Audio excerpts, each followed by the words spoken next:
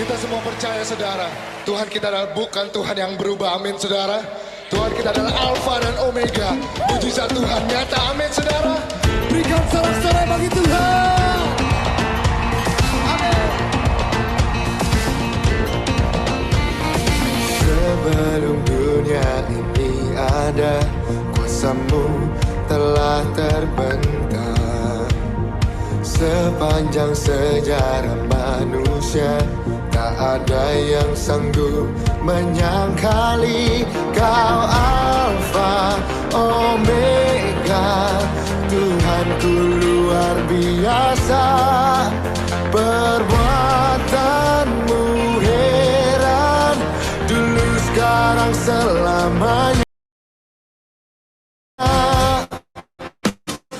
Lakukanlah lagi keajaiban dalam nama-Mu Tuhan. Nyatakanlah lagi kemuliaan-Mu atas hidupku. Hidupku penuh mujizat.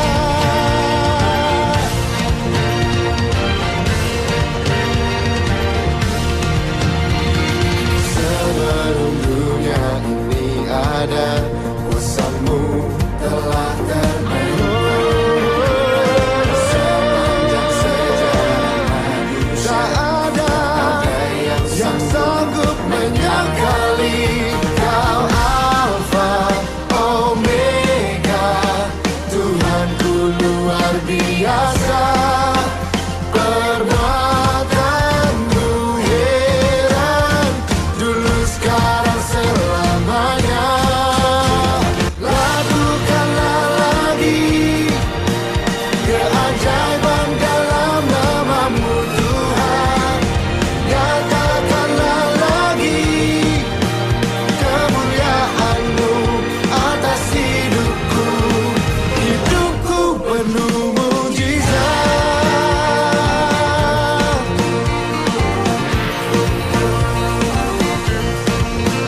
Kau Alfa Omega, Tuhanku luar biasa. Perbuatanmu heran, dulu sekarang selamanya. Kau Alfa Omega, Tuhanku luar.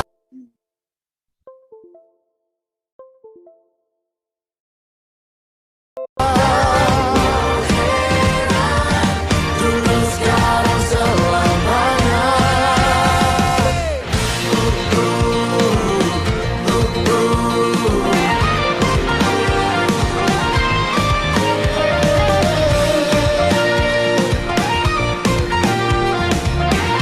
Sama-sama kita mau serukan saudara, katakan bersama.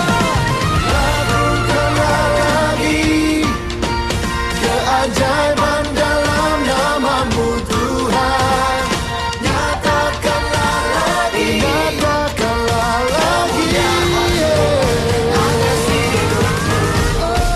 Lakukanlah lagi, lakukanlah lagi dalam nama-Mu Tuhan.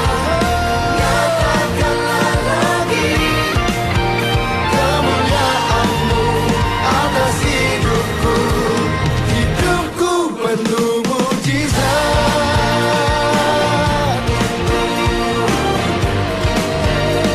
Hidupku penuh mujizat.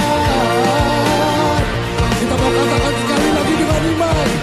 Say, hidupku penuh mujizat.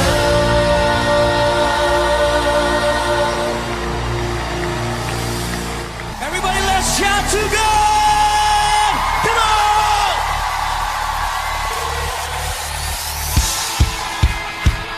God, I declare our victory in you, and now let your fire burn within us. Come on, everybody, say yeah!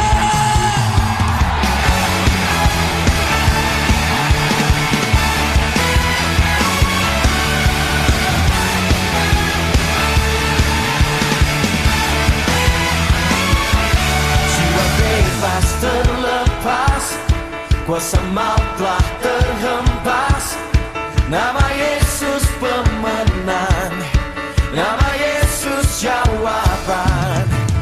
Maka takkan berhenti berlari sampai akhir. Suka tinggi namanya, suka raja namanya. Roh Kudus membakar setiap kami. Naikkan pujian, mujizat terjadi. Mengalir kuasa-Mu, nyalakan api-Mu. Ku nyanyi oh hey oh oh oh hey oh oh oh hey oh oh oh. Tercurah kuasa-Mu, nyalakan api-Mu. Ku nyanyi oh oh oh hey oh oh. Keajaiban terjadi.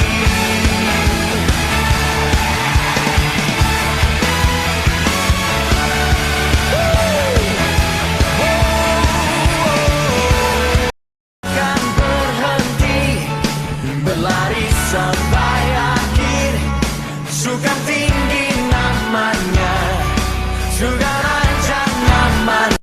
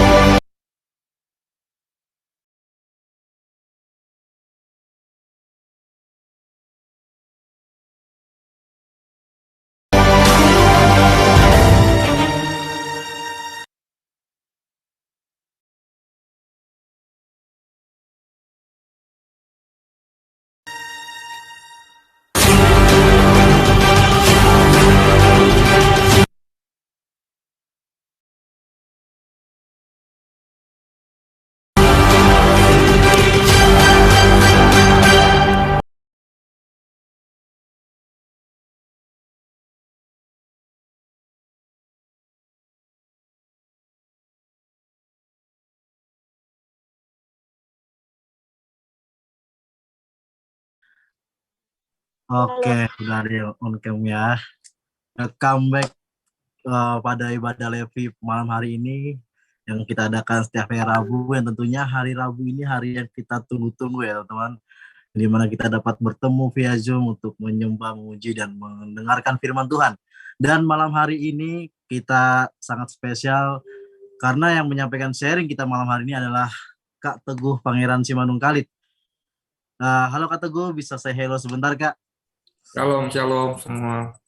Wah, luar biasa. Kak Teguh ini adalah alumni di salah satu kampus teologi yang dimana juga kakak tingkat saya dan Obaja yang saat ini masih berkuliah ya teman-teman. Dan malam hari ini gimana nih kabar teman-teman semuanya nih yang hadir pada malam hari ini? Ada 19.000 jiwa ya, 18.000 ya sama saya satu.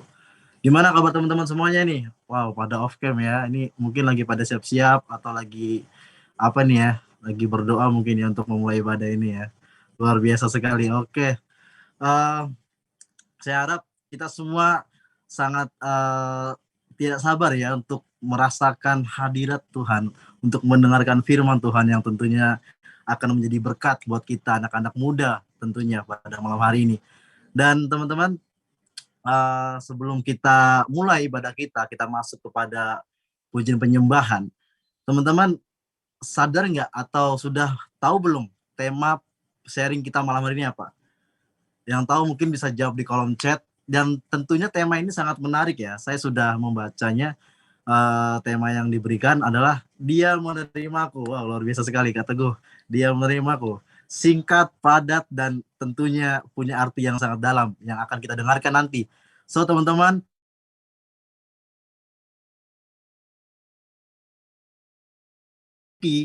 pujian penyembahan yang akan disampaikan oleh yang akan dibawakan oleh WL kita, Kak Jeremy. Kita berdoa terlebih dahulu. Mari kita berdoa.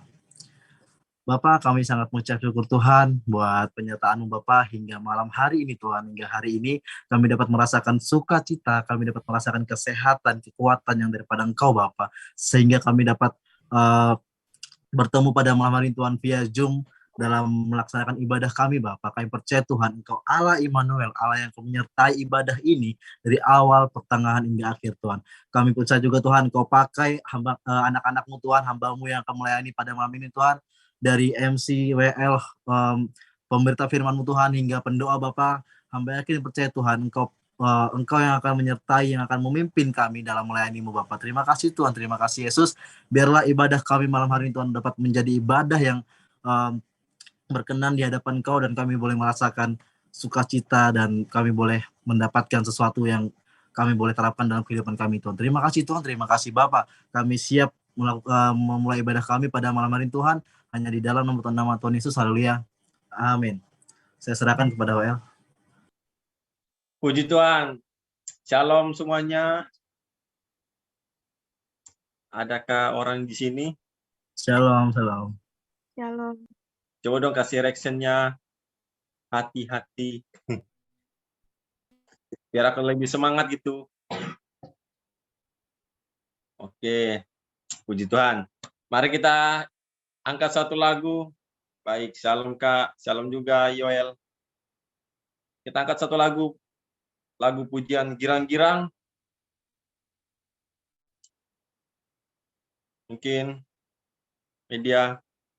Ya. Oke. Segala puji syukur hanya bagimu Tuhan.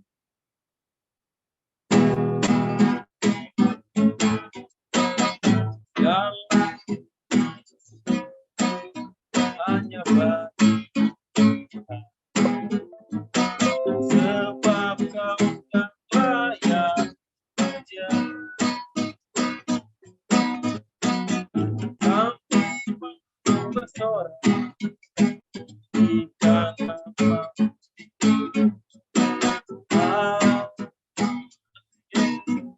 Haleluya. Soraklah Haleluya. Soraklah Haleluya. Haleluya.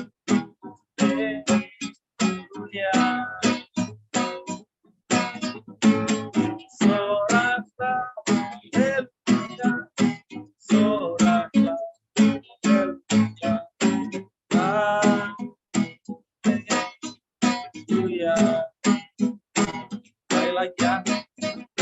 Dalam hanya bagi kita, sebab kau yang layak dipuja. Kami bersorak di nama Haleluya. Soraklah Haleluya. Soraklah Haleluya. Haleluya.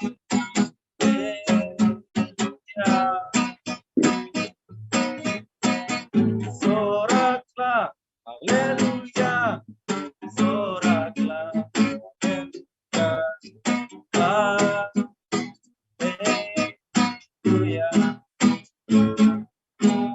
Tuhan, semuanya ada sukacita untuk melayani Tuhan. Puji Tuhan. Mari kita siapkan hati kita untuk mendengarkan sebagian dari firman Tuhan. Kita angkat satu lagu penyembahan, yaitu Karya Terbesar.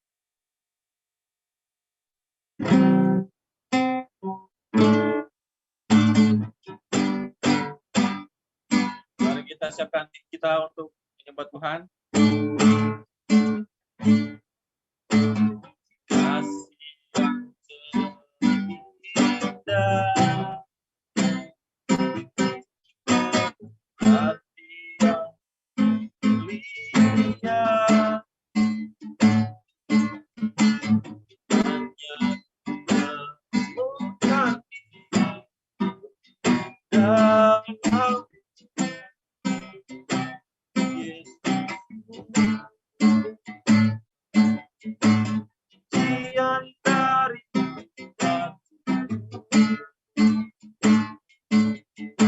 selalu di setiap waktu, tiada pernah berubah kasih. Karya terbesar dalam hidupku, pengorbananmu yang selamatkanku. Engkaulah harta yang tak ternilai yang miliki dan ku hargai. Yesus Engkau.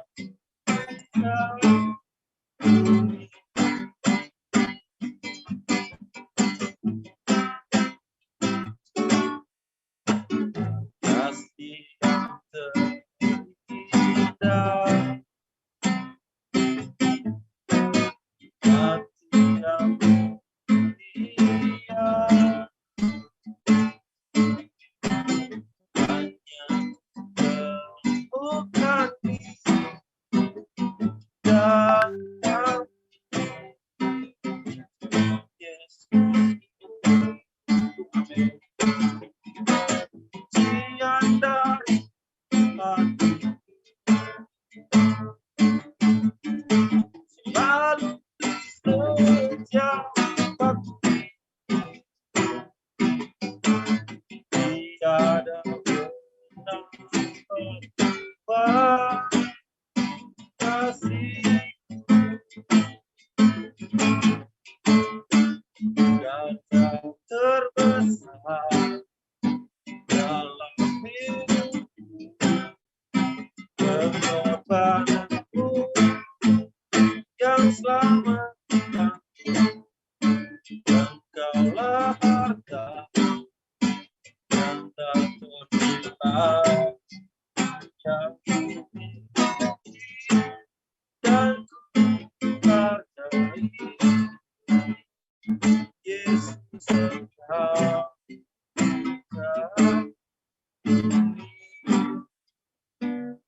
Saya kembalikan kepada doa firman.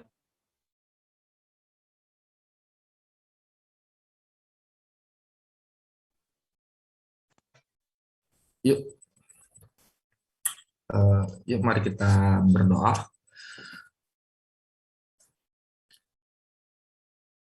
Kami mengucap syukur dan berterima kasih untuk anugerah-Mu Tuhan di dalam kehidupan kami.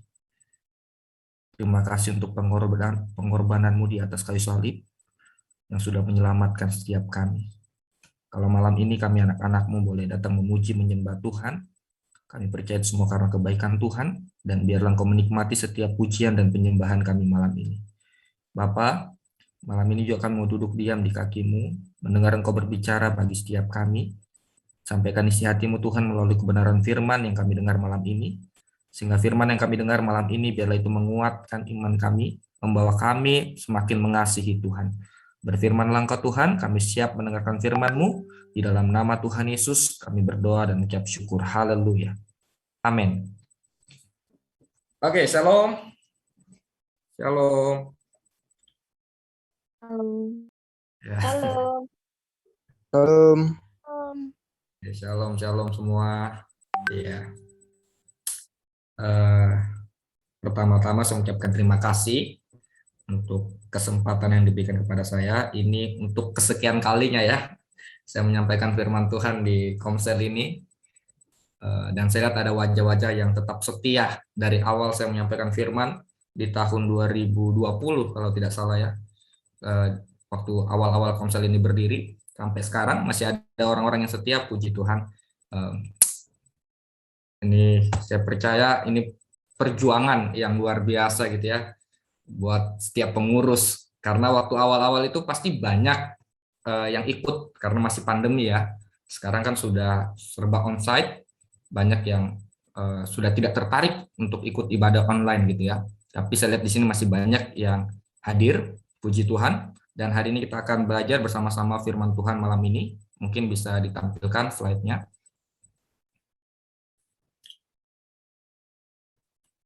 Ya, tema firman Tuhan malam ini yaitu Dia menerimaku. Oke, ada wajah saya ini. Ya.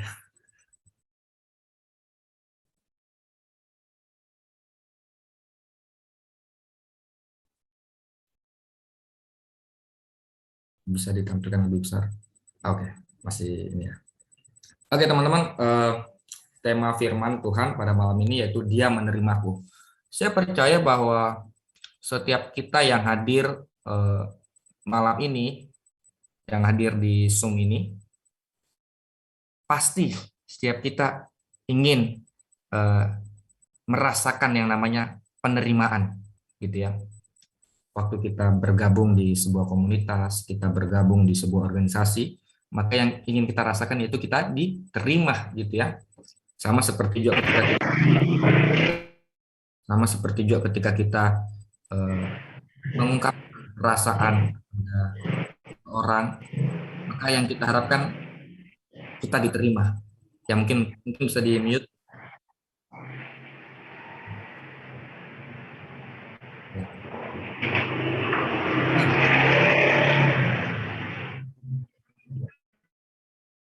Nah, tapi bagaimana jika kita tidak diterima? Gimana sebaliknya jika kita ditolak? Nah, tentu ini pasti menjadi hal yang menyakitkan karena tidak ada hal yang lebih menyakitkan selain mengalami penolakan, gitu ya. Waktu kita menyatakan perasaan kita sama seseorang, kemudian dia tidak terima cinta kita, dia tolak, maka pasti akan menyakitkan buat kita, gitu ya. Nah, penting sekali penerimaan ini. Kenapa? Karena ketika seseorang diterima, maka ini akan mengubahkan cara pandang dia, mengubahkan cara berpikir dia tentang sesuatu. Maka malam ini kita akan membahas tentang Dia menerimaku. Nah, Dia di sini bukan kekasih kita, bukan pacar kita, bukan orang tua kita, tetapi Dia di sini Tuhan. Di sini Tuhan menerima kita, gitu ya. Nah, kita akan belajar dari satu cerita malam ini. Malam ini kita akan belajar dari satu kisah di dalam Alkitab yang terdapat di dalam kitab Markus. Mungkin bisa next slide. Nah, di dalam Markus 2 ayat yang ke-13 sampai yang ke-14.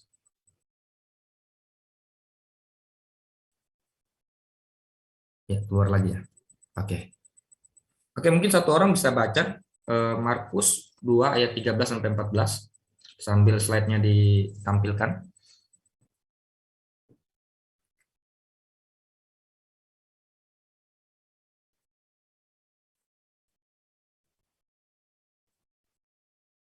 Oke, satu orang bisa baca? Saya, Kak. Ya, silakan, Netri. Markus 2 ayat 13-14. Dengan judul perikop Lewi pemungut cukai mengikuti Yesus. Sesudah itu Yesus pergi ke pantai danau dan seluruh orang banyak datang kepadanya, lalu ia mengajar mereka.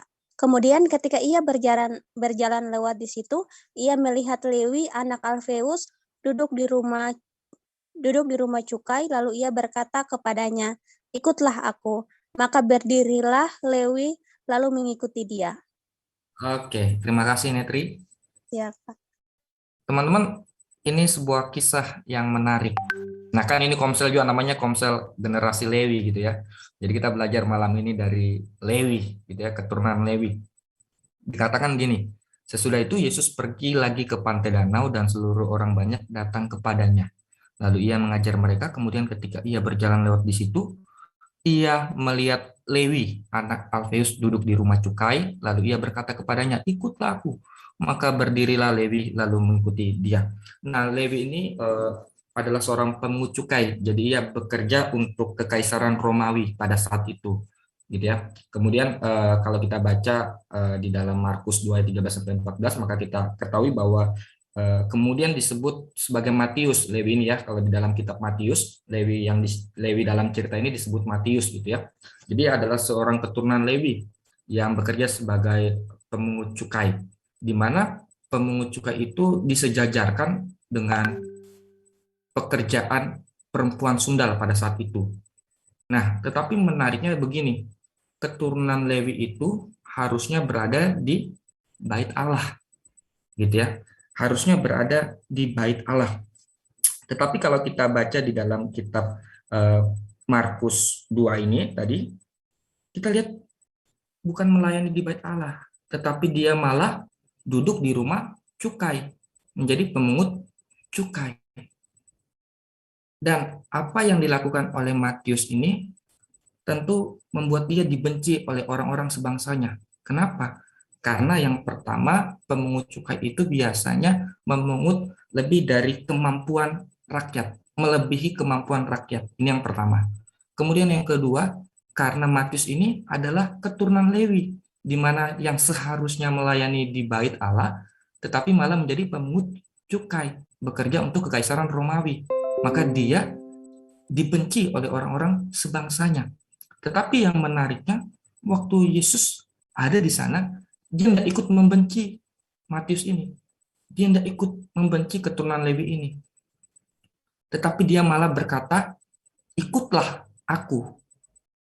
Tentu panggilan Yesus ini kepada Matius ini, ajakan Yesus kepada Matius ini membuat orang bertanya-tanya saat itu. Loh, kok Yesus malah ngajak orang-orang seperti ini? Kok Yesus malah mau menerima orang seperti ini? Ini kan sesuatu yang menarik. Di saat orang-orang membenci dia, membenci Matius ini, Yesus malah mengajak Matius. Yesus malah menerima Matius. Nah, kita akan belajar dari pribadi Yesus dan kita juga akan belajar dari Matius di dalam kisah Markus 2 ayat 13 ayat 14 ini yang terdapat dalam Markus 2 ayat 13. Next. Nah, ada 3 hal yang bisa kita pelajari, ada beberapa pelajaran dapat kita lihat dari cerita ini. Yang pertama dari Tuhan Yesus. Next. Nah, kita lihat bahwa Tuhan Yesus tidak membeda-bedakan orang. Ini yang pertama. Waktu Yesus melihat Yesus, kosem ada kosem ya. Oke. Waktu Tuhan Yesus melihat Matius, dia tidak mempunyai respon seperti orang-orang pada umumnya. Kalau tadi saya katakan bahwa Matius orang Lewi ini, keturunan Lewi ini dibenci, dia tidak membenci. Dia tidak membenci Matius ini. Tetapi dia malah menerima Matius. Artinya Yesus tidak membeda-bedakan orang. Dia tidak hanya bergaul pada orang-orang yang berada di bait suci, pada pemimpin-pemimpin Yahudi, pada ahli-ahli Taurat, tetapi juga bergaul pada semua orang. Tetapi bukan berarti juga kita bisa berkompromi terhadap iman, gitu ya.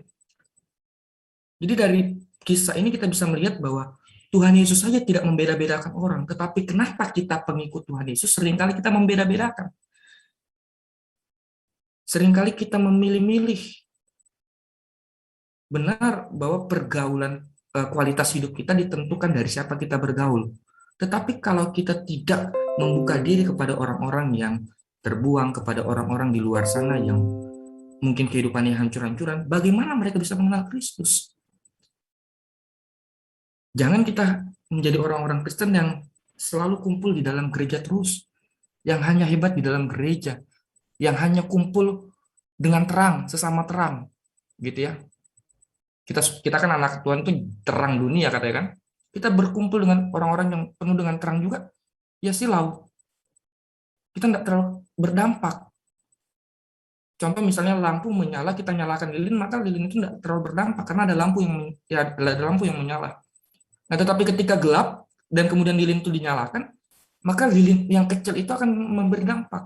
Nah, kita pun bisa memberi dampak ketika kita keluar dari gereja menjangkau orang-orang seperti Matius ini. Orang-orang yang dibenci, orang-orang yang dipandang sebelah mata karena pekerjaan Matius tadi yang disejajarkan dengan perempuan sundal. Tetapi Yesus memanggil, Yesus menerima Matius. Nah, harusnya kita seperti itu. Kita tidak hanya hebat di dalam gereja, tetapi kita keluar dari gedung gereja, menjangkau orang-orang yang terbuang, menjangkau orang-orang yang terabaikan, menjangkau orang-orang yang dipandang sebelah mata. Nah, ini yang pertama, yang bisa kita pelajari dari Tuhan Yesus. Yang kemudian yang kedua, next. Terdapat kritik atas arogansi, gitu ya, atas kesombongan rohani, di mana tadi waktu Yesus menerima Matius, Yesus mengajak Matius, Yesus bilang ikutlah aku, kemudian Matius mengikuti Yesus, ada orang-orang yang tidak menyukai. Kalau kita baca di dalam Markus 2 ayat 16, pada waktu ahli-ahli Taurat dari golongan Farisi melihat bahwa ia makan dengan pemungut cukai dan orang berdosa itu, berkatalah mereka kepada murid-muridnya, mengapa ia makan bersama-sama dengan pemungut cukai dan orang berdosa? Di ayat ke-17, Yesus mendengar dan berkata kepada mereka, bukan orang sehat yang memerlukan tabib, tetapi orang sakit. Aku datang bukan untuk memanggil orang benar, melainkan orang berdosa. Yesus dengan tegas menjelaskan kepada orang-orang ahli Taurat ini. Kenapa? Karena mereka memisahkan diri, ahli Taurat memisahkan diri. Mereka merasa dirinya paling benar, tidak cocok bergaul dengan orang-orang seperti itu, orang-orang berdosa. Tetapi waktu Yesus malah bergaul, Yesus malah menerima orang-orang yang berdosa. Nah, dari poin yang kedua ini kita bisa melihat bahwa jangan kita merendahkan orang lain yang berbeda dengan kita. Ahli Taurat merasa karena dirinya paling benar, sehingga dia merasa tidak cocok untuk bergaul. Dan mereka tidak pantas, orang-orang berdosa ini tidak pantas bergaul dengan ahli Taurat. Tetapi yang dilakukan Yesus berbeda dengan ahli-ahli Taurat. Dia malah menerima Matius yang adalah pemungut cukai ini. Nah, ini yang kedua, yang bisa kita pelajari dari Tuhan Yesus. Bahwa tidak boleh merendahkan orang lain yang berbeda dengan kita. Kemudian yang ketiga, next, ada belas kasihan dan keberpihakan Tuhan Yesus pada orang-orang yang lemah. Ada belas kasihan dan keberpihakan Tuhan Yesus pada orang-orang yang lemah. Nah, kalau kita diberikan kekuatan, justru kita harus menggunakan untuk menopang yang lemah. Amin. Kalau kita kuat, maka kita harus menggunakan kekuatan kita untuk menopang yang lemah. Bukan untuk menindas yang lemah. Bukan untuk mengabaikan yang lemah. Tetapi kita harus seperti Tuhan Yesus, yang penuh dengan belas kasihan. Dan berpihak kepada orang-orang yang lemah. Nah, ini yang bisa kita pelajari dari Tuhan Yesus. Ada 3 hal dalam cerita ini, dalam perikop ini, di mana dia tidak membeda-bedakan orang, kemudian juga dia mengajar untuk rendah hati, tidak sombong rohani. Next, masih ada? Jangan keluar dulu slide-nya. Ya. Kemudian yang ketiga, di mana belas kasihan dan keberpihakan Tuhan Yesus pada orang-orang yang lemah. Nah, ini dari pihak Tuhan Yesus bisa kita pelajari. 3 hal yang bisa kita pelajari. Nah, kemudian next selanjutnya.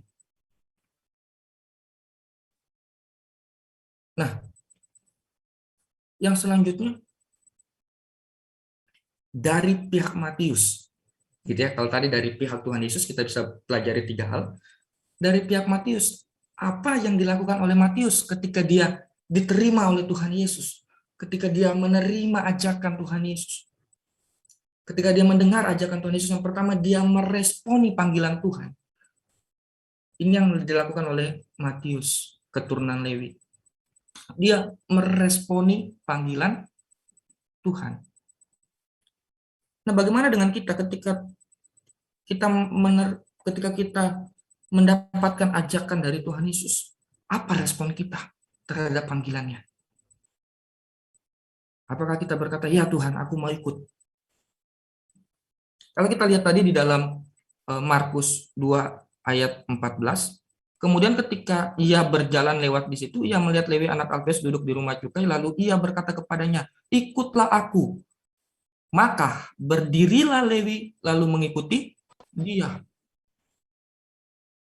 Matius memiliki respon yang benar terhadap panggilan Tuhan. Dia berdiri dan mengikuti Tuhan. Dia langsung merespon panggilan Tuhan. Dia tidak bilang begini, "Tunggu dulu Tuhan, saya masih menagih nih. Masih ada beberapa orang yang harus saya tagih." Tidak. Tapi dia langsung berdiri. Dia langsung mengikut Tuhan. Ini sesuatu yang menarik. Memang panggilan Allah ini merupakan anugerah. Tetapi perlu direspon dengan pertobatan seperti yang dilakukan oleh Matius. Amin. Langsung hari itu juga dia berdiri dan mengikut Tuhan. Dia tidak bilang, "Besok Tuhan datang lagi ya. Yesus, besok kau datang. Besok aku baru ikut kau." Enggak. Hari itu juga ketika Yesus bilang, "Ikutlah aku," dia langsung berdiri dan mengikut Yesus. Nah, ini yang pertama yang dilakukan oleh Matius ketika dia mendengar ajakan dari Tuhan Yesus, dia respon panggilan Tuhan. Dia meresponi panggilan Tuhan. Nah, yang kedua, dia tidak hanya meresponi panggilan Tuhan, tetapi yang dilakukan Matius adalah meninggalkan segala sesuatu. Meninggalkan segala sesuatu. Apa yang dia tinggalkan? Yaitu pekerjaannya sebagai pemungut cukai. Nah, teman-teman, ini menarik bahwa pertobatan bukan hanya beralih dari hal buruk ke hal yang baik, tetapi juga siap kehilangan apa yang kita miliki. Amin. Waktu kita memberi diri untuk mengikuti panggilan Tuhan, maka ada sesuatu yang akan kita alami, yaitu kehilangan. Sama seperti Matius, dia kehilangan apa yang membuat dia, atau sesuatu yang hilang dari dirinya, yaitu apa? Pekerjaannya. Dia tinggalkan segala sesuatu. Dia kehilangan pekerjaannya karena mengikut Tuhan. Nah, bisakah atau beranikah kita meninggalkan segala sesuatu ketika kita mendengar ajakan Tuhan? Tuhan menerima kita apa adanya. Tetapi waktu kita mengikut Dia, ada sesuatu yang harus kita tinggalkan. Kenapa sesuatu ini kita harus tinggalkan? Karena bisa jadi waktu kita bawa ini yang membuat kita atau memperhambat pertumbuhan kita, menghambat pertumbuhan iman kita. Maka waktu Matius mengikuti Yesus, dia tinggalkan itu. Dia tidak lagi mengikuti Yesus, kemudian masih bekerja sebagai pemungut cukai, tidak. Tetapi dia tinggalkan pekerjaan sebagai pemungut cukai. Dan dia mengikuti Yesus. Dia menjadi murid Yesus yang sejati. Siapkah kita meninggalkan segala sesuatu untuk Yesus? Nah, ini menjadi sebuah pertanyaan dan perenungan buat kita yang hadir pada malam ini. Bagaimana waktu kita meresponi panggilan Tuhan, maka yang kedua kita harus siap meninggalkan segala sesuatu. Kita harus siap kehilangan sesuatu karena mengikuti Yesus. Pekerjaan kita, pacar kita pun. Waktu kita ikut Yesus, mungkin pacar kita tidak senang karena kita melihat kita, wah dia selalu ke gereja, menghabiskan waktu beribadah. Sedang pacar kita mungkin ingin menuntut perhatian gitu ya. Kita bisa kehilangan pacar kita. Tetapi kiranya itu tidak membuat kita menjadi sedih, menjadi galau gitu ya. Karena kita kehilangan segala sesuatu. Ingat waktu kita kehilangan segala sesuatu karena Yesus, maka sebenarnya kita sudah menerima segala sesuatu. Karena Yesus melebihi segalanya. Jadi waktu kita tinggalkan segala sesuatu dan mengikut Yesus, maka itu adalah sebuah keputusan yang tepat. Nah, ini yang kedua yang dilakukan oleh Matius. Kemudian yang ketiga, apa yang dilakukan Matius? Dia mengadakan perjamuan besar bagi Tuhan. Di dalam Lukas 5 ayat yang ke-29 dikatakan begini, dan Lewi mengadakan sesuatu perjamuan besar untuk dia di rumahnya, dan sejumlah besar pemungut cukai dan orang-orang lain turut makan bersama-sama dengan dia. Waktu Matius meresponi panggilan Tuhan, dia meninggalkan segala sesuatu. Yang ketiga, dia mengadakan perjamuan besar bagi Tuhan. Kenapa dia mengadakan perjamuan besar bagi Tuhan? Ini adalah bentuk sukacitanya, gambaran betapa sukacitanya Matius terhadap panggilan Tuhan. Artinya dia mengetahui bahwa nilai Kristus itu begitu besar bagi hidupnya. Sama seperti Sakeus kan, pemungut cukai juga. Waktu Yesus datang ke rumah Sakeus, Sakeus bersukacita dan dia berjanji mengembalikan berlipat kali ganda apa yang dia sudah peras dari orang-orang. Karena ada sukacita yang besar ketika dia berjumpa dengan Yesus. Nah, begitupun Matius, keturunan Lewi ini. Dia mengadakan perjamuan yang besar bagi Tuhan. Dia menggambarkan betapa besar sukacita yang dirasakan oleh Matius ketika dia berjumpa dengan Tuhan, ketika dia mengalami panggilan Tuhan. Nah, teman-teman, bagaimana dengan kita? Apakah kita tahu nilai Kristus bagi kita? Seberapa besar? Seberapa besar nilai Kristus bagi kita? Matius tahu sehingga dia mengadakan perjamuan besar bagi Tuhan. Apa yang dia lakukan tidak sebanding dengan apa yang Tuhan lakukan. Menerima dia, orang berdosa. Maka temanya dia menerimaku. Matius tahu dia adalah orang berdosa, dia dibenci orang-orang, karena dia pemungut cukai, dia keturunan Lewi yang harusnya melayani di bait Allah, tetapi malah menjadi pemungut cukai. Tetapi waktu Yesus datang, Yesus malah menerima Matius. Sehingga inilah yang membuat dia bersukacita dan mengadakan perjamuan yang besar bagi Tuhan. Nah, next. Nah, dari kisah ini maka kita bisa menarik sebuah kesimpulan bahwa kesalahan, kelemahan, serta kegagalan kita itu tidak membatasi dia, tidak membatasi Tuhan untuk tetap menerima, mencintai, bahkan memakai hidup kita untuk menyatakan kemuliaan-Nya. Seringkali kita gagal, seringkali kita salah di dalam kehidupan kita. Kita mungkin melakukan banyak kesalahan, kita mungkin melakukan banyak kegagalan.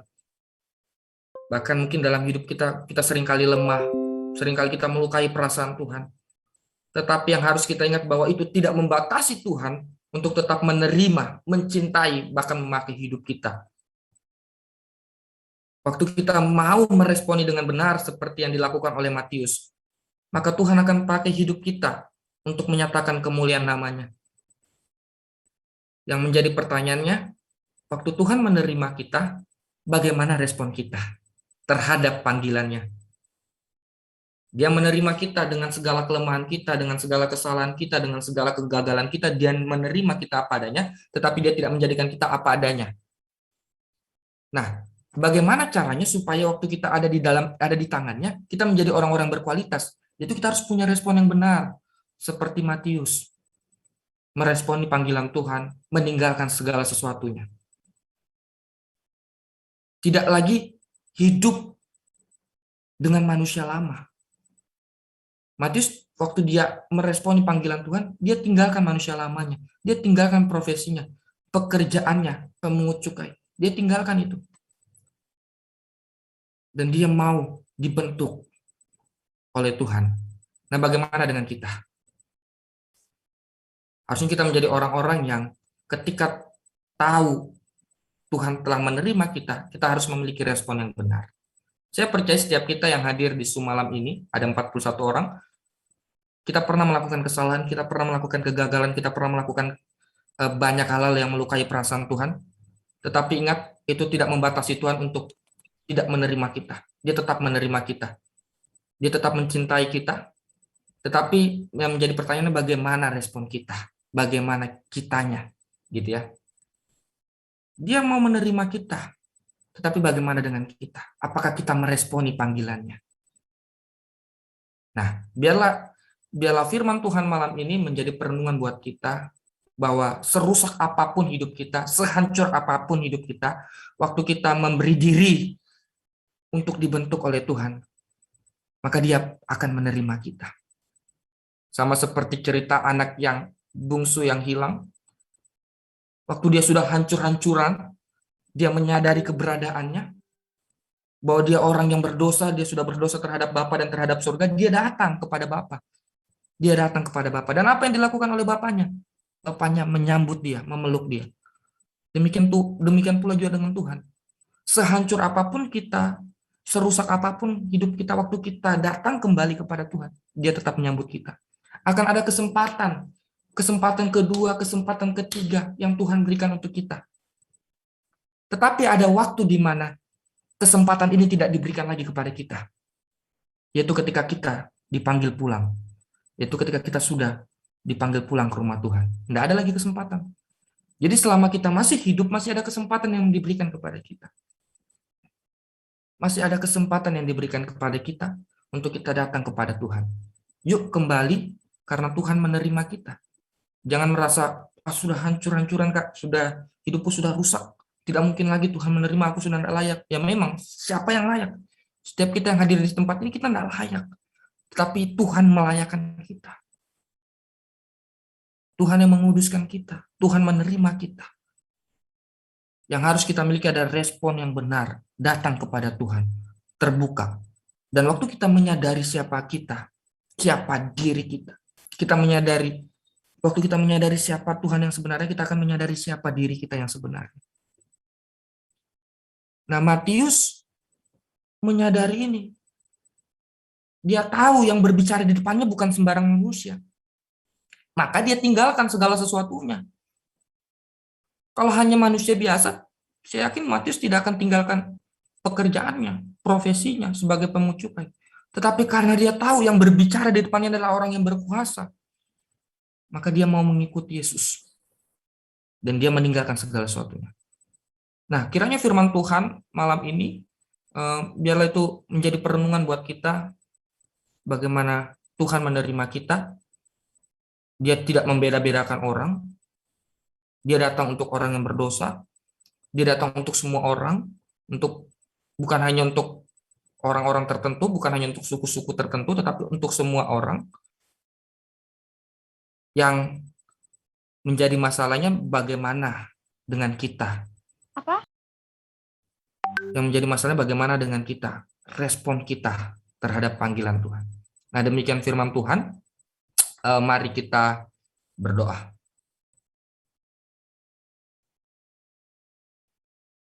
Bapa, terima kasih untuk kebenaran firman-Mu malam ini. Kami tahu kami orang berdosa, kami orang yang sering kali melakukan kegagalan, kesalahan, bahkan kehidupan kami sering kali melukai perasaan Tuhan.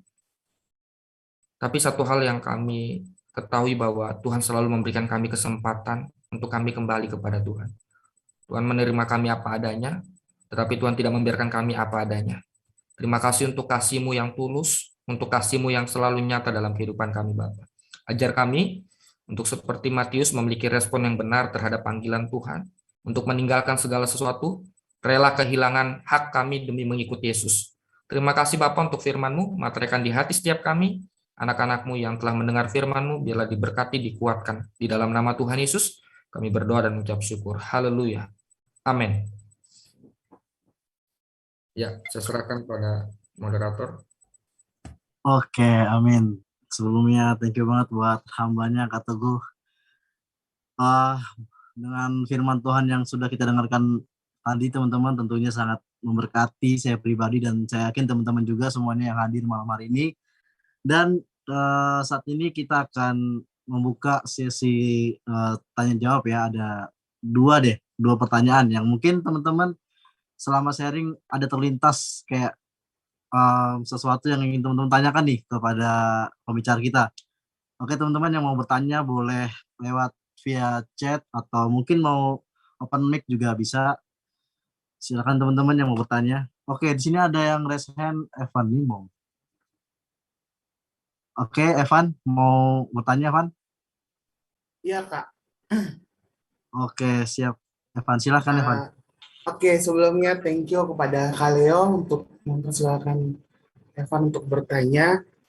Tadi Kak Teguh sudah memaparkan firman Tuhan yang berhubungan dengan eh, sebenarnya Tuhan itu ada di setiap jalan kita nggak sih? Tuhan itu ada di setiap langkah kita, dan juga tadi Kak Teguh bilang kayak Tuhan itu nggak pilih-pilih orang dalam uh, ibaratnya berkontribusi dan lain-lain gitu kan.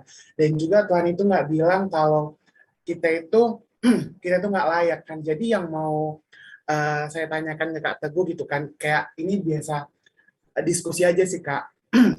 Pertanyaannya begini Kak. Salah nggak sih Kak kalau kita itu sebagai orang Kristen ibaratnya kita ibaratnya udah menerima Roh Kudus juga, udah menerima hal-hal yang baik juga gitu. Salah nggak sih kalau kita ibaratnya satu ketika gitu kan, kita ibaratnya dirundung yang namanya sebuah persoalan besar banget gitu kan Kak. Jadi seakan-akan kita itu bilang, kayaknya kita nggak layak lagi nih ada di hadapan Tuhan. Kayaknya kita nggak layak lagi nih untuk ibaratnya berdiri di depan orang-orang yang selama ini melihat kita, oh si ini begini loh, si A, si B begini loh gitu kan. Jadi seringkali anak muda itu seperti itu Kak. Jadi seakan-akan, aku nggak layak nih, aku nggak, ibaratnya udah berdosa banget, aku udah tinggalkan ini, aku udah tinggalkan, ibaratnya aku lupa ke gereja, aku lupa ibaratnya saat teduh, tapi seakan-akan kayak hidup ini kayaknya mau kesana lagi, kayak ibaratnya nggak layak gitu Kak. Itu jadi ibaratnya apa sih solusi dari Kak Teguh mengenai permasalahan ini? Terus yang kedua Kak, ini yang terakhir mungkin pertanyaannya, bagaimana pendapat Kakak melihat orang-orang yang ibaratnya ibaratnya aku hari ini minta bantuan ke kamu gitu kan, tapi ketika kita meminta bantuan ke mereka dan mereka ibaratnya tidak berbela hati untuk membantu gitu loh Kak. Menurut Kakak bagaimana sih gitu? Terima kasih.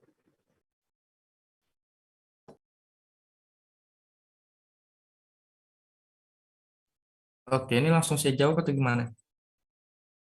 Oh ya, langsung jawab ya. Oke. Ya, jaringan saya. Oke. Nah, yang pertanyaan pertama, thank you Evan, pertanyaannya bagus, gitu ya. Pertanyaan pertama tadi, gimana solusinya ketika kita merasa kita tidak layak, ya kan? Nah, sebelum masuk ke solusinya, saya mau kasih tahu bahwa ada dua cara yang iblis kenakan atau kacamata yang dipakai iblis untuk membuat kita jatuh. Yang pertama, waktu kita hidup benar, iblis beri kita kacamata ukuran kecil gitu ya. Dia akan bilang begini, nggak apa-apa kamu lakuin itu, nggak apa-apa kamu lakuin dosa itu, hanya nggak dosa kok gitu ya, hanya seberapa gitu ya. Nah kemudian kita tertarik dengan tawaran iblis dan setelah itu kita lakuin. Waktu kita lakuin itu, maka iblis akan mengenakan kita kacamata yang besar. Dia akan bilang begini, alah kamu melayani Tuhan tapi lakuin dosa terus gitu ya. Alah kamu menyembah Tuhan tapi hidupmu gitu, kamu nggak layak gitu ya. Nah jadi sebenarnya seringkali itu intimidasi yang dilakukan oleh iblis. Dia mengintimidasi pikiran kita, membuat kita tidak layak, supaya kita semakin jauh dari Tuhan. Jadi waktu kita merasa, aku nggak layak, aku ini kotor, aku ini menyembah Tuhan tapi tiap hari buat dosa seperti itu ya. Ini yang iblis senang ketika kita punya pikiran seperti ini. Kenapa? Karena dengan berpikir seperti ini, kadang-kadang kita malah menjauh dari hadirat Tuhan. Kita malah menjauh dari persekutuan. Kita malah meninggalkan Tuhan. Karena kita berpikir sudah tidak layak. Jadi solusinya apa? Seperti tadi ditanya Evan, solusinya apa Kak? Solusinya sadari keberadaan kita. Seperti anak yang hilang tadi kan, anak yang bungsu yang hilang, dia sadar, dia berdosa, dia sadar dia tidak layak. Tetapi dia tidak hanya berhenti di sadar, dia melangkah, dia kembali ke rumahnya. Walaupun walaupun dia berpikir waktu pas dia mau kembali, dia berpikir begini, nggak apa-apa, aku diterima sebagai upahan aja gitu ya, sebagai pembantu di rumah bapakku, bukan lagi sebagai anak, karena dia sudah merasa nggak layak kan. Tetapi dia punya respon, dia melangkah kembali. Nah, waktu kita terintimidasi dengan pikiran-pikiran seperti itu, aku nggak layak, aku kotor, Kak, aku penuh dengan dosa, berlumuran dosa, maka yang kita harus lakukan, kita harus sadar siapa kita. Kita sudah sadar, kalau kita sudah sadar, oh ya saya berdosa, Kak. Ya, datang kepada Tuhan, kembali. Tapi Kak, merasa nggak layak, nggak apa-apa, melangkah aja dulu. Kan tadi saya bilang bahwa Tuhan selalu memberikan kesempatan kepada kita. Tapi bukan berarti kesempatan yang diberikan terus membuat kita akhirnya semena-menanya melakukan dosa. Masih ada kesempatan kedua, Kak, ketiga, udah saya lakuin dosa aja. Tidak, Tuhan kita bermurah hati, tapi Tuhan kita bukan Tuhan yang murahan. Dia bermurah hati, tapi dia bukan Tuhan yang murahan. Jadi waktu dia mengampuni kita, akan ada konsekuensi dari apa yang kita lakukan. Contoh misalnya seperti ini. Ada seseorang yang minum minuman keras, merokok minuman keras. Kemudian dia bertobat. Nah, dia bertobat, dia diampuni, dia diterima Tuhan. Tetapi 10 tahun kemudian, dia sakit lever. Dia salahkan Tuhan. Tuhan, kenapa saya sakit lever? Loh, ingat 10 tahun yang lalu, waktu sebelum kamu bertobat, kamu lakuin apa? Kamu minum minuman keras, kamu merokok. Jadi, dosanya diampuni. Tetapi ada konsekuensi dari perbuatan yang dilakukan. Akan ada konsekuensi yang dia terima dari apa yang dia lakukan.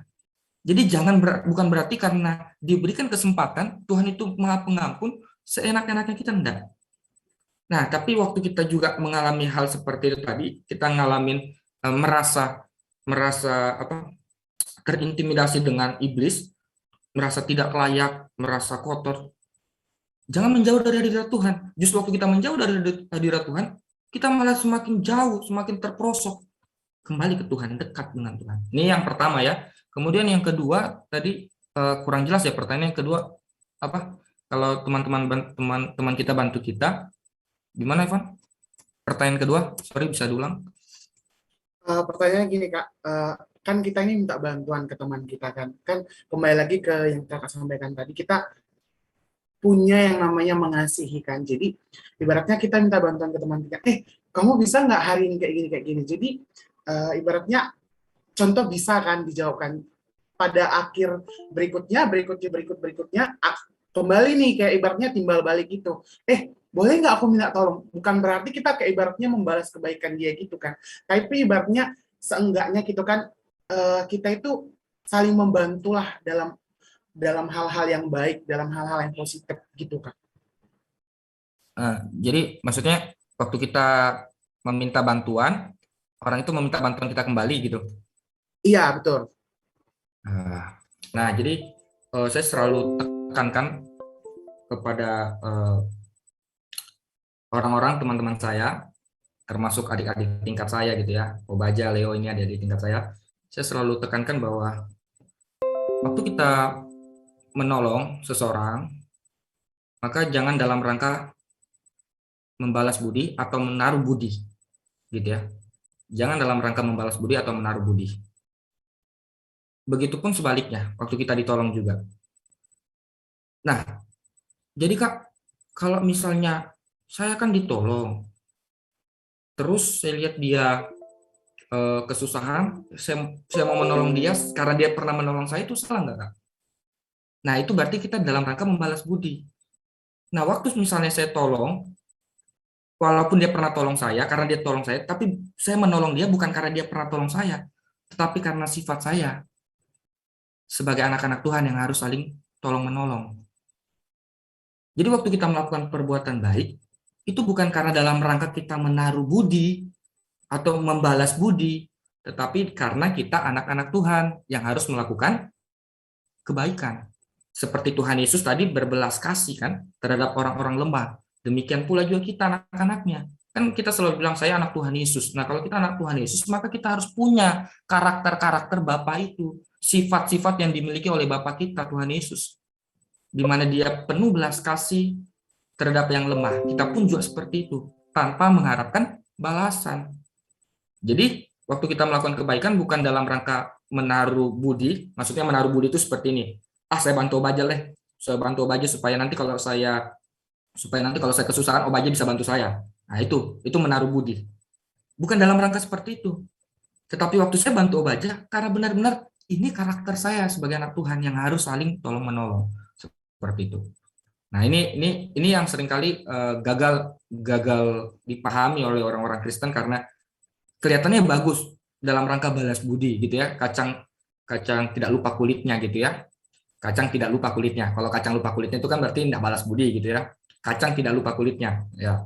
Nah, tetapi kalau kita dalam rangka berbalas budi, semua orang-orang pun bisa lakukan itu. Hampir semua orang-orang pun yang tidak mengenal Tuhan bisa lakukan itu. Dan waktu kita lakukan karena berbalas budi, maka sebenarnya itu bukan kasih yang tulus. Kenapa? Karena kita ada perasaan tidak enak gitu ya, tidak enakan. Contoh misalnya, saya tidak enak tidak tolong Leo dulu sudah tolong saya. Jadi saya menolong Leo karena saya rasa tidak enak nanti apa kata Leo bilang itu sudah tolong Kak Teguh, kok Kak Teguh tidak tolong saya. Nah, gitu. Itu karena berbalas budi. Tetapi kalau saya tolong Leo karena dalam rangka memang saya anak Tuhan yang harus melakukan kebaikan, maka tidak ada pikiran-pikiran seperti itu. Nah, mungkin itu ya, mungkin bisa terjawab Evan. Atau ada lagi pertanyaan? Oke, terima kasih Kak, jawabannya sangat membantu. Tuhan berkati. Itu masih ada lagi yang angkat tangan? Oke. Iya. Thank you Evan, pertanyaannya luar biasa dan jawabannya luar biasa juga dari hambanya. Yang tentunya saya yakin percaya ini bukan jadi berkat buat Evan, tapi buat kita semua yang mendengarkan penjelasan dan jawaban yang luar biasa tadi dari hamba Kak Teguh. Dan di sini teman-teman ada lagi yang bertanya Kak Ebenezer ya, nickname Zoom ya. Dan ini pertanyaan terakhir malam hari ini karena kita terbatas waktu. Oke teman-teman, yang mau bertanya mungkin ada yang tadi chat juga atau yang lainnya bisa langsung hubungi Kak Teguh aja langsung via Instagram. Oke, untuk Kak Ebenezer silakan bertanya.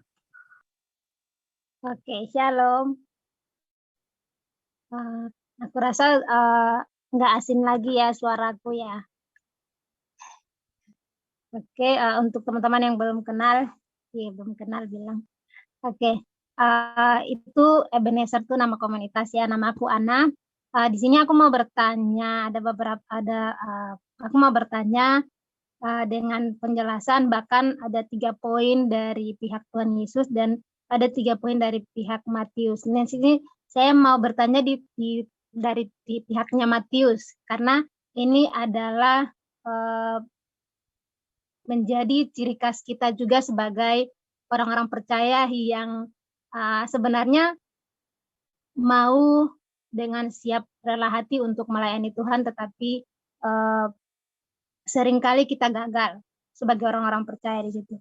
Nah, di sini ada 3 poin itu. Yang pertama adalah merespon panggilan Tuhan, meninggalkan segala sesuatu, dan yang ketiga adalah mengadakan perjamuan besar bagi Tuhan. Kita sudah mendengar bersama ya 3 poin ini sudah dijelaskan sangat jelas oleh Kak Teguh tadi, dan yang menjadi pertanyaan saya gini Kak, seringkali kita mengatakan bahwa kita melayani Tuhan, kita merespon panggilan Tuhan, segala sesuatu yang kita lakukan kita mau supaya nama Tuhan ditinggikan. Bahkan setiap pelayanan kita mungkin kita melakukan hal itu, tetapi seringkali juga kita melakukan itu dengan motivasi yang salah. Kita melakukan segala sesuatu untuk Tuhan tapi dengan motivasi yang salah. Tadi ada beberapa jawaban yang mungkin sudah dijawab oleh Kak Teguh, tapi saya mau menanyakan lagi hal ini. Mengapa sehingga orang itu kalau orang itu tuh selalu kayak kita ibaratnya kayak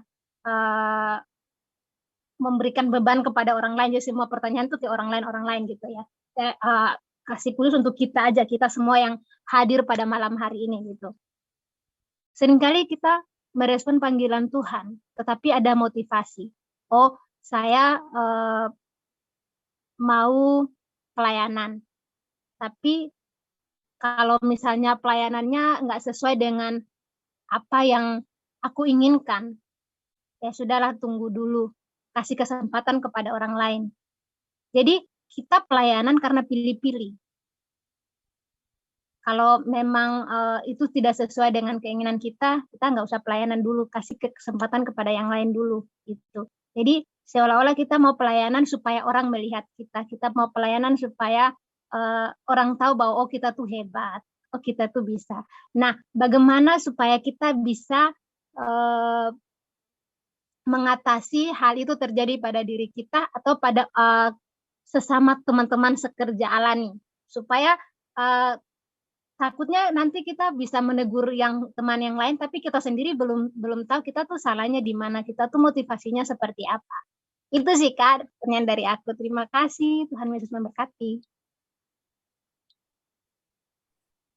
Oke, jadi tentang motivasi ya, motivasi yang salah dalam pelayanan ya. Oke. Nah, kalau di dalam melayani Tuhan, maka yang harus kita pahami bukan lagi me, tapi him. Bukan lagi tentang aku, tetapi tentang Tuhan. Ya, bukan lagi me, tapi him. Bukan tentang aku, tetapi tentang Dia, tentang Tuhan, gitu ya.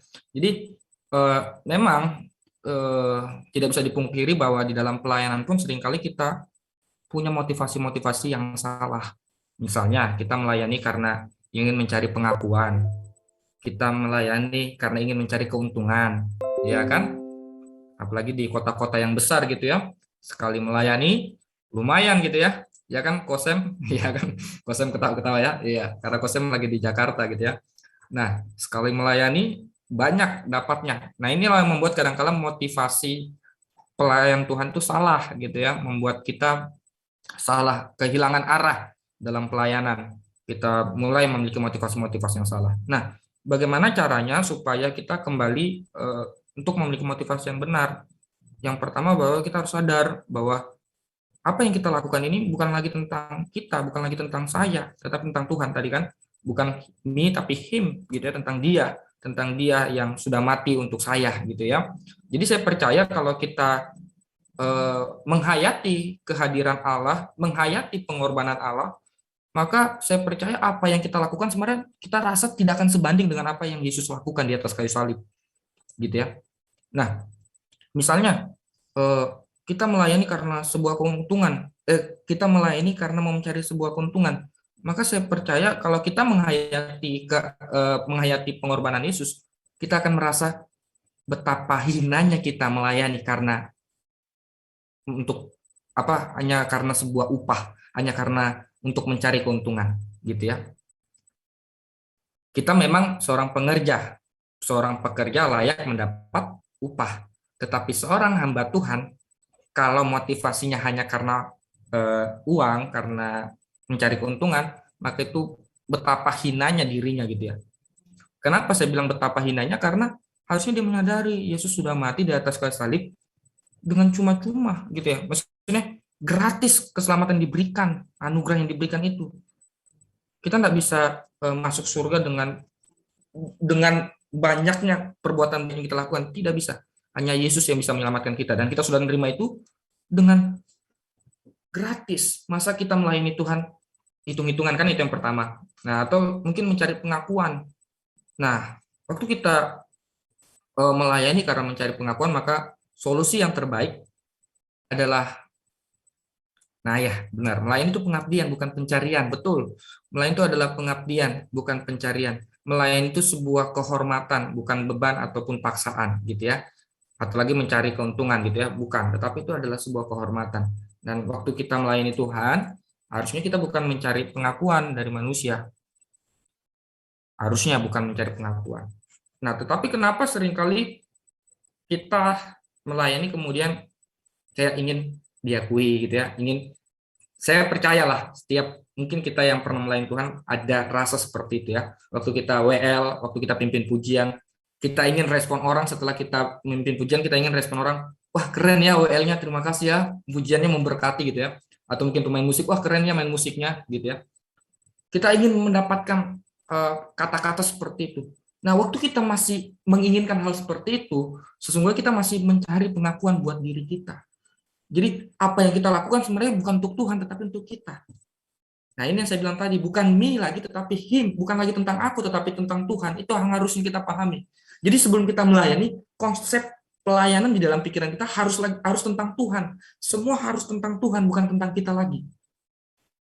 Kalau aku melayani sebagai pemain musik, kalau aku melayani sebagai pembawa firman, kalau aku melayani sebagai WL, ini bukan tentang aku, tetapi biarlah tentang Tuhan, biarlah tentang kemuliaan Tuhan.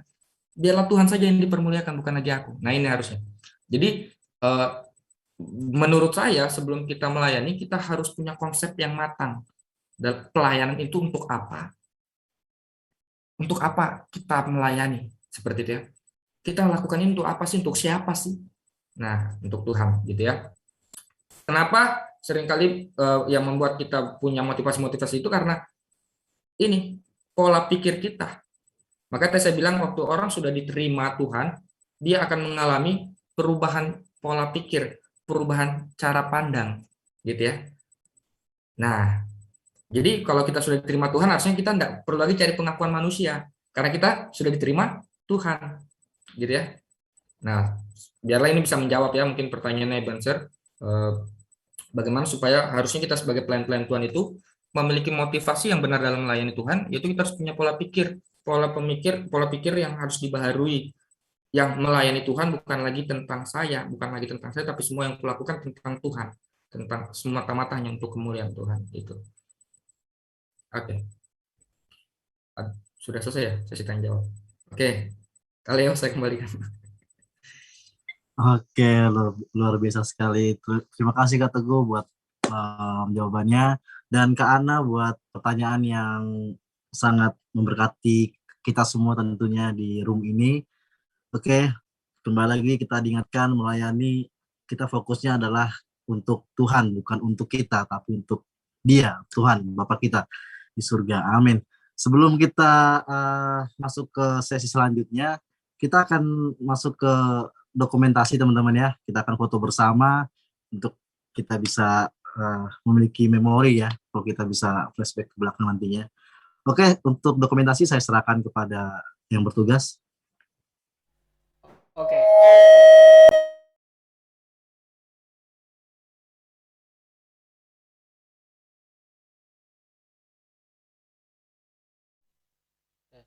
Tes guys, amankah? Oke, suaranya kedengeran teman-teman. Kecil ya. Masih hilang. Cek kedengeran. Weh, nggak tahu kenapa. Bentar ya guys.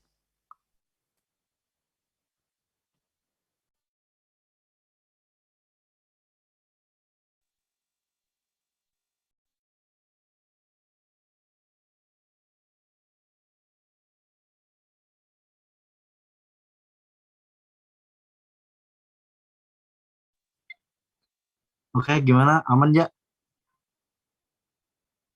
Oh, oke, saya kasih tahu. Oke, teman-teman, audio dari Obaja sedang gangguan. Apa-apa dari saya, Obaja yang screenshot, oke? Oke, yang masih off cam bisa on cam sebentar, teman-teman. Kita akan dokumentasi. Di sini ada 44 juta jiwa. Oke. Saya hitung ya, teman-teman, sampai 3. Obaja langsung screenshot ya. Oke, 1, 2, 3.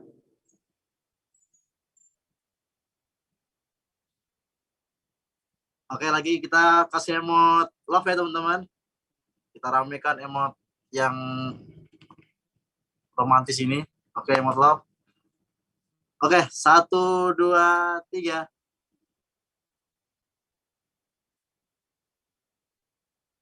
Satu, dua, tiga. Oke, thank you semuanya teman-teman semua. Untuk selanjutnya saya ingatkan kembali kita setelah doa akan ada pelantikan, dan doa pelantikan yang akan didoakan oleh Kak Teguh juga teman-teman. Jadi teman-teman untuk yang akan dilantik diharapkan tetap stay dan jangan meninggalkan Zoom terlebih dahulu. Oke teman-teman, baik, kita akan masuk ke penyembahan. saya serahkan kepada yang petugas WL kita, Kak Jer. Baik, puji Tuhan. Tadi kita sudah dengarkan sebagian dari firman Tuhan. Firman-Nya begitu indah dan begitu tertanam dalam pikiran hati kita. Baik, kita akan mulaikan akhiri pada ibadah pada malam hari ini. Kita angkat satu pujian, penjemahannya itu terima kasih Tuhan.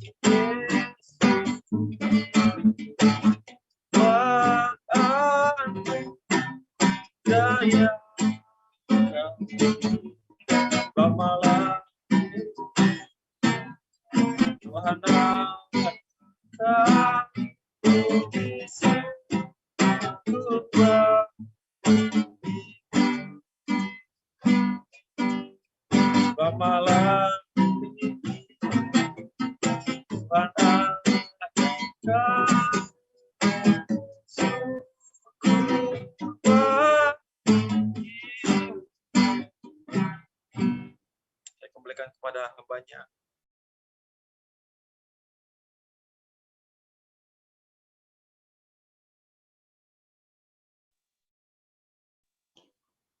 Oke teman-teman, kita akan naikkan pokok doa kita malam hari ini. Kita bersatu dalam doa. Bapa, Tuhan Yesus yang baik, Bapa, Tuhan Yesus yang luar biasa baik, Bapa. Terima kasih untuk hari ini ya Bapa. Kami anak-anak-Mu boleh berkumpul kembali Tuhan. Dalam ibadah saat teduh kami ya Bapa. Terima kasih Bapa telah mempertemukan kami kembali ya Bapa. Terima kasih atas penyertaan-Mu Tuhan. Terima kasih atas kasih-Mu, terima kasih atas berkat-Mu, terima kasih atas perlindungan-Mu satu hari ini ya Bapa. Engkau telah menjaga kami, Engkau telah memberikan kami kekuatan, Engkau telah memberikan kami kesehatan.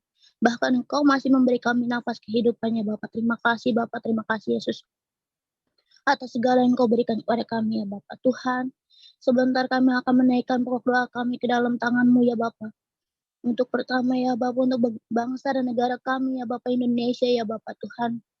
Di mana Engkau tahu Tuhan, perekonomian negara kami sekarang sedang tidak baik Bapa, di mana kenaikan BBM dan kenaikan segala macam bahan pakan ya Bapa telah membuat banyak ya Bapa dari orang-orang di negara kami ini Tuhan boleh merasakan kesusahan ya Bapa. Tuhan, kami memohon kepadamu Bapa, tolong Tuhan pulihkan perekonomian negara kami Indonesia ini ya Bapa, supaya negara kami boleh menjadi negara yang lebih maju lagi ya Bapa, dan boleh berkembang lagi di dalam tangan-Mu ya Bapa. Tuhan, kami juga mau berdoa ya Bapa untuk negara kami ya Bapa. Mungkin yang kami tidak tahu Tuhan, manapun anak-anak-Mu berada, kalau mungkin sedang lagi terjadi bencana alam ya Bapa, ataupun ada yang sedang mengalami kecelakaan atau apapun itu Tuhan. Tuhan, tolong lindungilah anak-anak-Mu Tuhan, dimanapun kami berada, dimanapun kami ada ya Bapa. Kami percaya Tuhan, kuasa-Mu adalah kuasa yang lebih besar Tuhan, karena Engkau adalah pencipta langit dan bumi ya Bapa, yang bisa mengatur segala apapun di dunia ini ya Bapa. Engkau yang memegang kendali Tuhan atas negara dan dunia kami ini ya Bapa. Tuhan, Kami percaya kuasa-Mu Tuhan. Tolong Tuhan teguhkan hati-hati anak-anak-Mu yang mungkin saat ini ada yang kehilangan keluarganya atau yang ditinggalkan Tuhan. Berikanlah mereka hati yang ikhlas Tuhan, yang rela ya Bapak, supaya Tuhan, karena mereka yang terpanggil bukan karena sebuah kejahatan, tetapi Tuhan, mereka terpanggil karena memang sudah waktunya Engkau memanggil mereka untuk pulang ya Bapak. Tuhan, juga kami mau berdoa ya Bapak untuk Kepala Presiden kami ya Bapak, Bapak Joko Widodo ya Bapak, dan sejajar dengan para menteri dan yang lainnya ya Bapak. Tuhan, berikanlah mereka ya Bapak hati yang takut akan Engkau Tuhan, supaya setiap keputusan yang beliau ambil Tuhan, boleh datang daripadamu saja. Tuhan, juga kami berdoa ya Bapa untuk seluruh komunitas yang ada di negara kami Indonesia ya Bapa, bahkan bukan hanya dari negara kami Tuhan, tapi dari negara lain pun Tuhan, dari seluruh dunia ya Bapa, komunitas manapun ya Bapa. Tuhan, tolong berkati komunitas-komunitas yang ada di dunia ini ya Bapa, supaya komunitas-komunitas ini ya Bapa boleh lagi ya Bapa menjadi alat-Mu ya Bapa untuk menggapai jiwa-jiwa baru ya Bapa, jiwa-jiwa yang semakin lagi mengikut Engkau Tuhan, semakin menyembah Engkau lagi Tuhan, lebih dalam lagi bersama-sama Engkau ya Bapa. Biarlah komunitas kami ini Tuhan boleh maju Tuhan, setiap komunitas yang ada di seluruh Indonesia dan seluruh negara ya Bapa. Engkau buat komunitas kami ini maju ya Bapa Tuhan. Juga kami mau berdoa ya Bapa untuk anak-anak-Mu yang sedang dalam masa persekolahan ataupun perkuliahan ya Bapak. Kau berkati anak-anak-Mu yang masih sekolah ataupun kuliah ya Bapak. Kau berkati studi mereka ya Tuhan. Kau berkati hati dan pikiran mereka ya Bapak. Supaya saat mereka mengerjakan segala macam tugas ya Bapak, mereka boleh mempunyai hati yang jujur ya Bapak. Hati yang tidak melakukan kecurangan apapun Tuhan.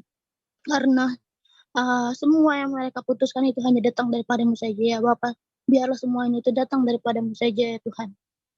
Tuhan, kami juga mau berdoa ya Bapak untuk para petugas hari ini ya Bapak. Terima kasih Tuhan, dari WL, MC, pendoa, multimedia, bahkan membawa firman kami ke Teguh ya Bapak. Kau berkati kami anak-anak-Mu yang sudah melayani Tuhan hari ini ya Bapak. Biarlah kami terus dipakai kembali Tuhan, untuk menjadi pelayan-Mu Tuhan, untuk menjadi alat-Mu ya Bapak, untuk semakin supaya nama-Mu dipermuliakan lebih tinggi lagi Tuhan, supaya setiap orang yang mendengar nama-Mu boleh memuliakan Engkau Tuhan, boleh bangga memiliki Engkau Tuhan, karena kami sangat-sangat begitu bangga Tuhan memiliki Engkau, karena Engkau adalah Allah yang besar, Allah yang luar biasa hebat ya Bapak. Tuhan, kami juga mau berdoa ya Bapak untuk komunitas ini ya Bapak, untuk para admin dan para anggotanya ya Bapak. Tuhan, pakailah komunitas Levi Generation ini ya Bapak, supaya komunitas ini semakin maju Tuhan, komunitas ini semakin berjaya Tuhan, komunitas ini boleh menggapai anak-anak-Mu ya Bapak yang lainnya, jiwa-jiwa baru Tuhan boleh tergapai lewat komunitas ini Tuhan. Biarlah kuasa-Mu turun Tuhan atas komunitas ini ya Bapak, biarlah mujizat-Mu turun dan tercurah bagi anak-anak-Mu ya Bapak, bukan hanya dari komunitas ini bahkan, tapi untuk seluruh anak-anak-Mu di seluruh dunia ya Bapak. Tuhan, juga kami berdoa ya Bapak untuk kesehatan anak-anak-Mu yang ada di dunia ini ya Bapak, untuk anak-anak-Mu dari negara ini ya Bapak, bahkan dari komunitas ini dan orang-orang yang ada di saat ini ya Bapak, saat sedang melayani Engkau Tuhan, saat mendengarkan Engkau Tuhan. Tuhan, mungkin di sini sedang ada yang sakit atau keluarga mereka ada yang sakit Tuhan. Kau sembuhkan mereka ya Bapak oleh bilur darah-Mu ya Bapak. Biarlah Tuhan kuasa mujizat-Mu turun atas mereka yang sedang sakit ya Bapak. Boleh merasakan mujizat-Mu Tuhan. Boleh mendatangkan kesembuhan ya Bapak. Karena Tuhan, Kau adalah dokter yang luar biasa, Engkau adalah tabib yang ajaib ya Bapak, yang mampu menyembuhkan segala sakit penyakit Tuhan, bahkan bukan hanya sakit penyakit Tuhan, tapi Engkau mampu membangkitkan orang dari kematian, bahkan Engkau sendiri Tuhan mengalahkan maut Tuhan dan bangkit untuk menjadi Tuhan dan Raja di atas segala raja. Tuhan, terima kasih Tuhan, juga kami berdoa ya Bapak untuk anak-Mu ya Bapak, Tahanil ya Bapak, untuk perkuliahannya ya Bapak, gimana ya Bapak mungkin semoga Tuhan perkuliahan Engkau tahu Tuhan perkuliahannya Kahanil ya Bapak, supaya perkuliahan Kahanil selalu lancar, mungkin sedang ada skripsi Tuhan, Kau lancarkan semuanya Tuhan, dari awal sampai nanti beliau nanti lulus ya Bapak, kau kerjakan kuasa rohmu ya Bapak atas dirinya ya Bapak, dan juga ya Bapak untuk kesehatannya ya Bapak, mungkin Tuhan keluarga dan dari Kahanil ataupun Kahanil sendiri ya Bapak sedang mengalami sakit penyakit, Tuhan kau angkat sakit penyakitnya ya Bapak, supaya kuasa mujizat turun atasnya ya Bapak, biarlah kesembuhan datang daripadamu saja Tuhan. Dan Engkau adalah dokter yang luar biasa ya Bapak.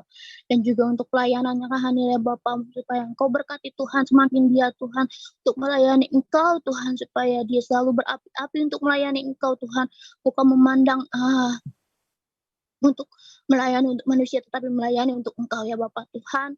Juga kami mau berdoa ya Bapak untuk Bang Ronald ya Bapak yang akan berangkat ke puncak ya Bapak tanggal 4 sampai 6 November ya Bapak, tolong Tuhan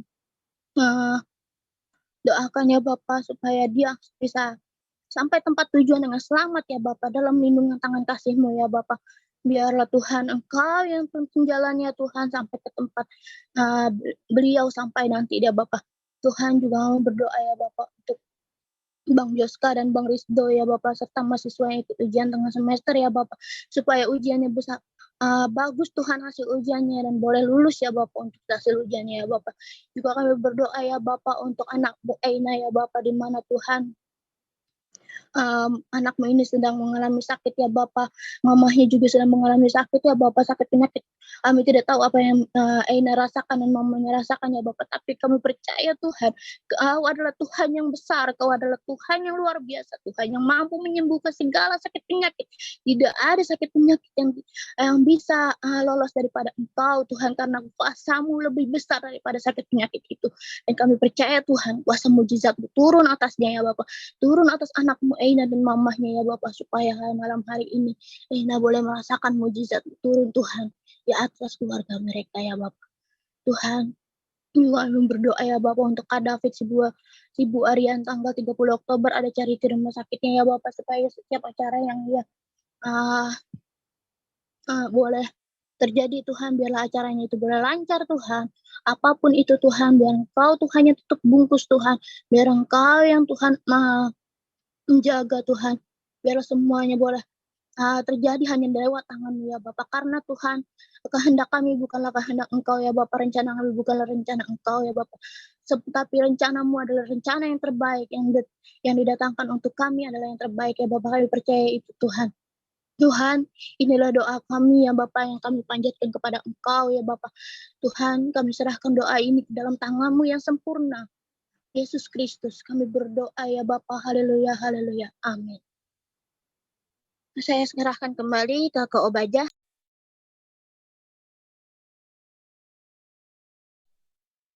Oke, baik. Teman-teman, suara saya kedengaran? Besar nggak? Kedengaran kah guys? Tolong boleh kasih rasanya. Oke, terdengar ya? Oke, baik teman-teman semuanya. Thank you buat semuanya yang sudah bergabung di dalam room Zoom itu. Kak, sorry, suara kakak nggak kedengaran. Oke, Suaranya ini kayak mau putus-putus gitu, suaranya nggak jelas, pelan. Oke, bentar aku pakai ini Pak. Kayaknya jaringan situ, soalnya di aku jelas sih suaranya Kak Obaja. Iya, tadi udah jelas kok. Oke guys, sepertinya suara saya amankah di sini? Enggak sih, memang audionya ngeri. Oke, jadi thank you buat semuanya yang sudah bergabung di dalam ponsel kita hari ini. Thank you buat Kak Teguh juga yang sudah melayani sebagai pembicara hari ini, sangat-sangat diberkati ya teman-teman semuanya. Dan tim pelayan juga yang udah tergabung, yang sudah bersedia melayani hari ini. Oke teman-teman, pada hari ini kita akan ada doa pelantikan panitia Natal. Ada sekitar 10 komunitas, ya, sepertinya ada sekitar 10 komunitas yang tergabung di dalam Natal nanti teman-teman, di Desember nanti. Oke, teman-teman semuanya, saya langsung serahin kepada penasihat kita. Ada Kak Ana, waktu dan tempat saya persilakan. Oke, terima kasih untuk kesempatan yang diberikan.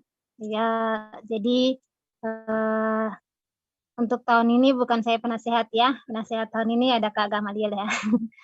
Oke, teman-teman, saya akan membacakan teman-teman panitia yang akan dilantik pada malam hari ini, dan mungkin untuk panitia intinya bisa yang pakai laptop mungkin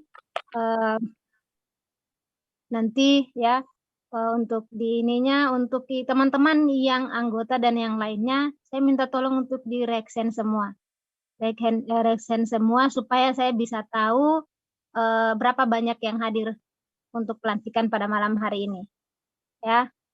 Jadi saya akan membacakan nama-nama panitia ibadah Natal gabungan 10 komunitas rohani Kristen tahun 2022.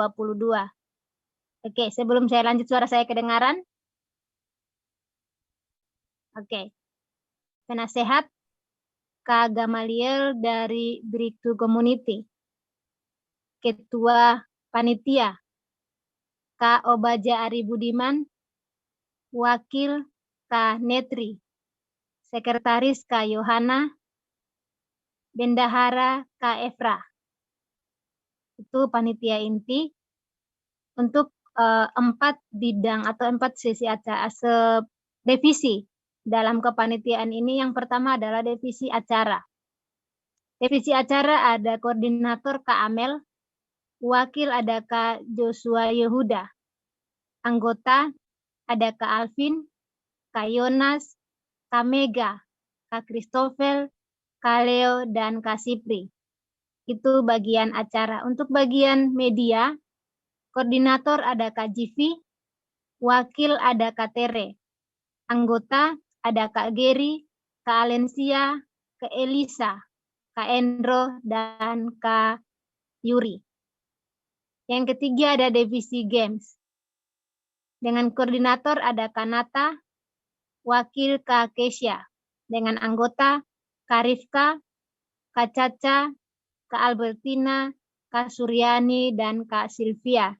Dan yang terakhir ada divisi humas dengan koordinator ada Kak Sonti, wakil Kak Morit, anggota ada Kak Dona, Kak Rahel, Kak Herpina, dan Kak Kori. Dan 10 komunitas yang bergabung dalam ibadah Natal gabungan 2022 tahun ini ada komunitas One for Christ Ebenezer, ada komunitas Christian Youth Community, Breakthrough Community, Christ Generation Squad, Bless to Bless, Garam dan Terang Dunia, Ikatan Mahasiswa Teologi dan Pak Sumba, Salvation, Levi Generation, dan yang terakhir ada Inspirasi Rohani. Demikian teman-teman nama-nama yang saya bacakan. Dan saya kembalikan ke Kak Obaja.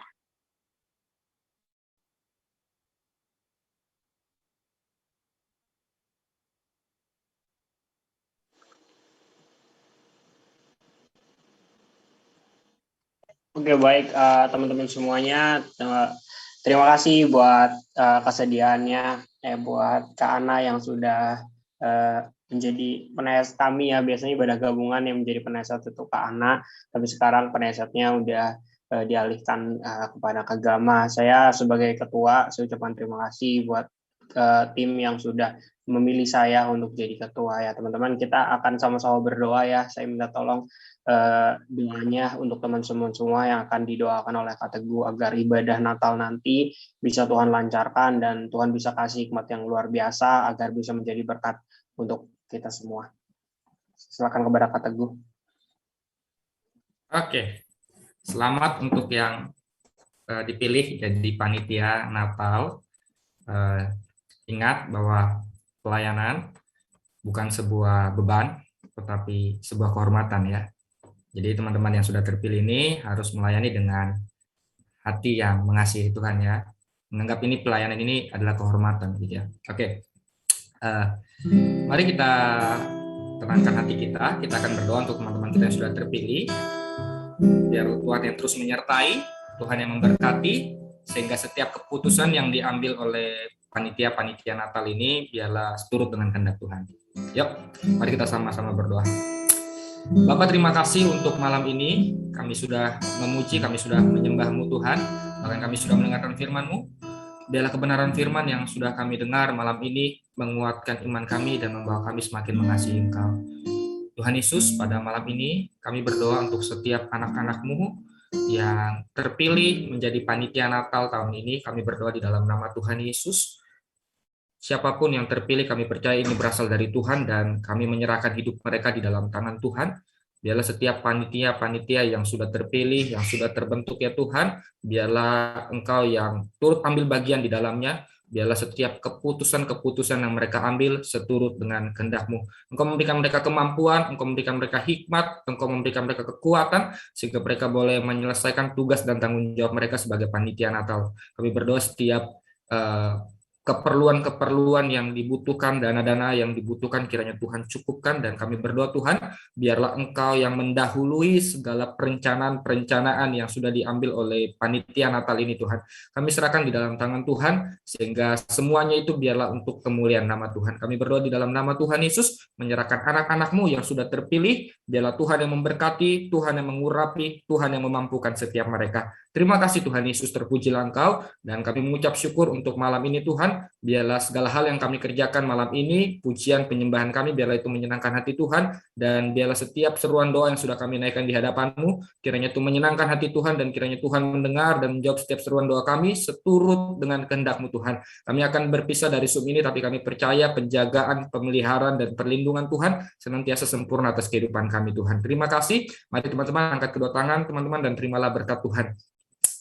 Kiranya kasih karunia dan damai sejahtera, penyertaan, perlindungan, pemeliharaan yang sempurna dari Tuhan senantiasa menyertai kehidupanku dan kehidupanmu hari ini sampai selama-lamanya. Di dalam nama Tuhan Yesus, yang percaya sama-sama katakan, amin.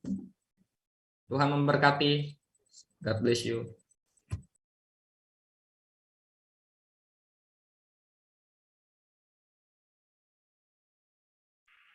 Oke, terima kasih buat Kak Teguh yang sudah mendoakan kami semua para panitia. Kiranya teman-teman panitia sudah didoakan dan kita sudah bisa mulai bekerja ya teman-teman untuk menyiapkan ibadah Natal nanti. Oke, baik, kita akan mendengarkan pengumuman. Sebenarnya suara saya kedengaran ya teman-teman ya. Oke, aman ya. Oke, bisa mungkin panitia lainnya udah bisa di lower hand ya, gitu lower hand. Oke, kita akan mendengarkan pengumuman teman-teman, pengumuman ibadah Life Generation hari ini tanggal 26 Oktober. Apakah bisa ditampilkan?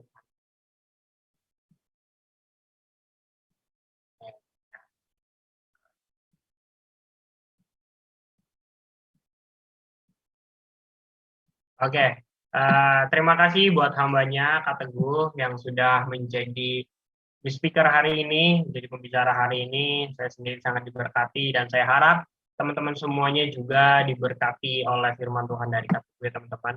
Ini kita dalam hitungan ketiga kita akan ucapkan terima kasih buat Kak Teguh ya. Kita bareng-bareng bilang terima kasih Kak Teguh, Tuhan Yesus berkati. Dalam hitungan ketiga ya teman-teman ya. Jadi boleh siapkan, boleh on mic dulu, boleh diklik mic-nya. Boleh klik mic-nya biar kita sama-sama nanti pas saya bilang 1, 2, 3 kita sama-sama terima kasih kata gue dan berkati. Oke, dalam hitungan ketiga 1, 2, 3. Terima kasih. Terima kasih kata gue. Saya teman-teman ya, semuanya kita sama-sama diberkati. Oke, selanjutnya. Oke, thank you juga buat teman-teman yang sudah melayani hari ini, buat worship leader, buat pendoa, buat media, buat MC kita hari ini, buat Kak Jeremy sebagai worship leader, MC Kaleo, pendoa Kak Dwi Abraham, dan media kita Kak Yohana yang luar biasa, yang sudah membantu berjalannya Komsel hari ini, teman-teman. Oke, boleh next.